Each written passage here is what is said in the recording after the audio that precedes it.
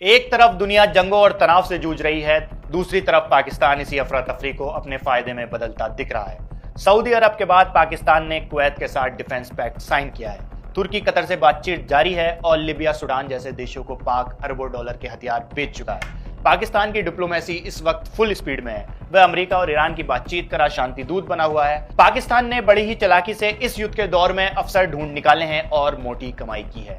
मैं उमर खयाम चौधरी और आज की वीडियो में हम पाकिस्तान की इसी स्ट्रेटेजी की पड़ताल करेंगे। सितंबर 2025 में पाकिस्तान और सऊदी अरब ने strategic mutual defence agreement sign किया। इसके तहत एक देश पर हमला दोनों पर हमला माना जाएगा, यानी बिल्कुल नाटो जैसा एग्रीमेंट।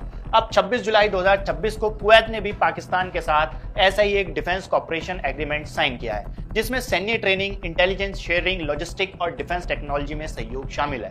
और ये यही नहीं रुकता। पाकिस्तान के रक्षा मंत्री ख्वाजा आसिफ के मुताबिक तुर्की और कतर भी इस साझा डिफेंस फ्रेमवर्क में शामिल होने पर विचार कर रहे हैं। एक्सपर्ट इसे इस्लामिक नाटो तक कहने लगे हैं, जिसमें तुर्की के हथियार, पाकिस्तान की परमाणु ताकत और सऊदी कतर के पेट्रो डॉलर मिलकर एक नया सुरक्षा गठजोड़ बना सकते हैं। हालांकि कई जानकारों का मानना है कि यह विचार अभी प्रतीकात्मक है और ठोस अमल में लाना आसान नहीं है।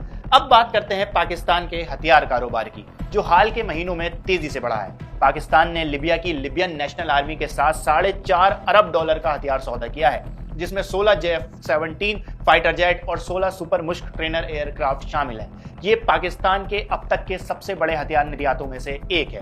हालांकि लिबिया पर 2011 से संयुक्त राष्ट्र का हथियार प्रतिबंध लगा है, जिसे लेकर सवाल भी उठ रहे हैं। इसके अलावा पाकिस्तान ने सूडान के साथ भी करीब $1.5 अरब की डील लगभग फाइनल कर ली है और बांग्लादेश के साथ भी JF-17 बेचने को लेकर विचार चल रहा है।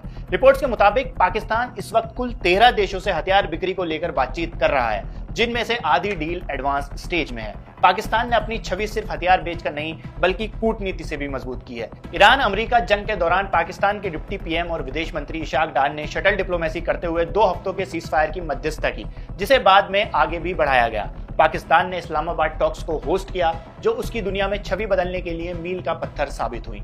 सबसे अहम भूमिका तब निभाई जब रियाद में हुए OIC मीटिंग के दौरान डार ने ईरानी नेतृत्व को याद दिलाया कि पाकिस्तान की सऊदी अरब के प्रति रक्षा प्रतिबद्धता है और साथ ही उन्होंने भरोसा दिलाया कि सऊदी जमीन का इस्तेमाल ईरान पर हमले के लिए नहीं होगा। नतीजा ये रहा कि ईरान ने सऊदी अरब और ओमान को बाकी खाड़ी देशों के मुकाबले अपने हमलों का कम निशाना बनाया, यानी पाकिस्तान ने खुद को एक भरोसेमंद मध्यस्थ के तौर पर पेश किया है, जबकि वो इस दौरान अफगानिस्तान के साथ अपनी खुद की लड़ाई भी लड़ रहा था। अब सवाल उठता है कि पाकिस्तान ऐसा कर क्यों रहा है। इन सबके पीछे बड़ी वजह है पाकिस्तान की डगमगाती अर्थव्यवस्था।